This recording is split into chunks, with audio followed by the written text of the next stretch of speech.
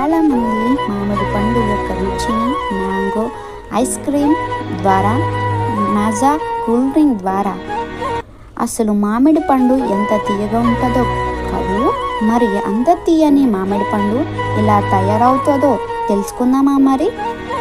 విత్తనాన్ని ఎప్పుడైతే మనం భూమిలో పాతి పెడతామో అప్పుడు ఆ విత్తనం చచ్చిపోతుంది. చచ్చిన ఆ విత్తనంలో నుండి ఒక మొక్క పుడుతుంది. విత్తనం భూమిలో నుండి మొక్క మాత్రం పైకి కనబడుతుంది. ఒకవేళ విత్తనం చావకపోతే మొక్క వచ్చే అవకాశం లేదు. అప్పుడు ఆ విత్తనం దేనికి పనికిరాదు. మీకు అర్థమైంది కదా పిల్లలు? మనం కూడా ఆ విత్తనం లాగా లోక విషయంలో అంటే యేసయ్యకు ఇష్టం లేని వాటిని విడిచిపెట్టాలి. అంటే లోకం విషయాల్లో చచ్చిపోవాలి. మొక్క పుట్టి మనం కూడా అలా ఆత్మీయంగా పుట్టాలి. యేసయ్యను మన హృదయాల్లోకి ఆహ్వానించాలి. మనం విత్తనంలాగా దాచబడాలి. మనలో ఉన్న యేసయ్యని బయటికి చూపించాలి. నీళ్ళు ద్వారా ఆహారాన్ని స్థిరపరుచుకొని అది బలం పొందుతుంది, పెరుగుతూ ఉంటుంది. అలాగే నీవు కూడా దేవుని వాక్యాన్ని చదువుతూ ప్రార్థన చేస్తూ నీలో ఉన్న ఆత్మను బలపరుచుకోవాలి. విత్తనం వేయగానే మొలిచే దానిని మొక్క అంటాం. ఒకసారి అది పెరిగి పెద్దగయ్యాక దాని చెట్టు అంటాం కానీ మొక్క అన్నాం కదా. అంటే మొక్కకు చెట్టుకి తేడా ఏమిటి? మొక్క అంటే చిన్నది, చెట్టు అంటే పెద్దది. నీవు కూడా ఆత్మీయ సంబంధమైన విషయంలో మొక్క నుండి చెట్టు స్థాయికి రావాలి. నీవు వయసులో చిన్నవాడివి ఉండొచ్చు, కానీ ఆత్మీయ సంబంధమైన విషయంలో మాత్రం ప్రతి ఒక్కరూ ఎదుగుతూ ఉండాలి.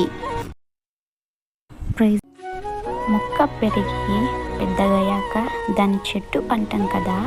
ఒకసారి చెట్టు స్థాయికి వచ్చాక సాధారణంగా మనం దాన్ని కాయకపోతే దాని మీద చాలా కోపం వస్తుంది కాదు.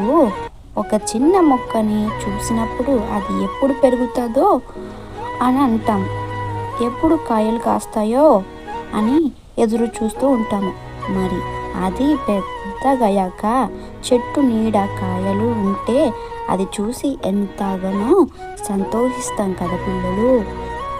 మరి మనం దేవుని కొరకు ఫలిస్తే దేవుడు మనల్ని చూసినప్పుడు ఎంతో సంతోషిస్తాడు.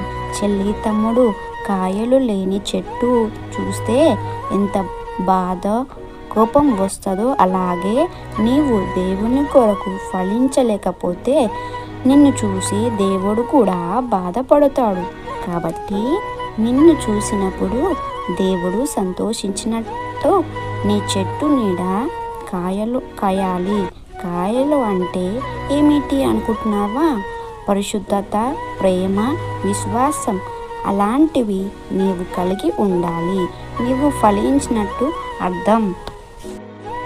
పిల్లలు, ఏ చెట్టుకైతే కాయలు ఉంటాయో ఆ చెట్టుకి బాగా దెబ్బలు తగులుతాయి.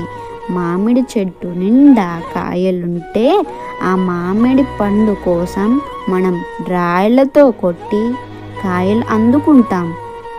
నీవు ఫలించినప్పుడు నీకు కొన్ని దెబ్బలు తగులుతూ ఉంటాయి, కానీ నీలో ఉన్న పరిశుద్ధత, ప్రేమ, విశ్వాసము మొదలైన ఫలమును జాగ్రత్తగా కాపాడుకొని ప్రభు కొరకు వాటిని ప్రభువును సంతోషపెట్టేలా ఉండాలి.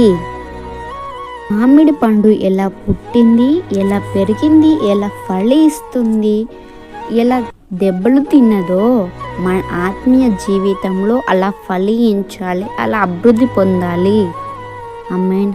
Praise the lord.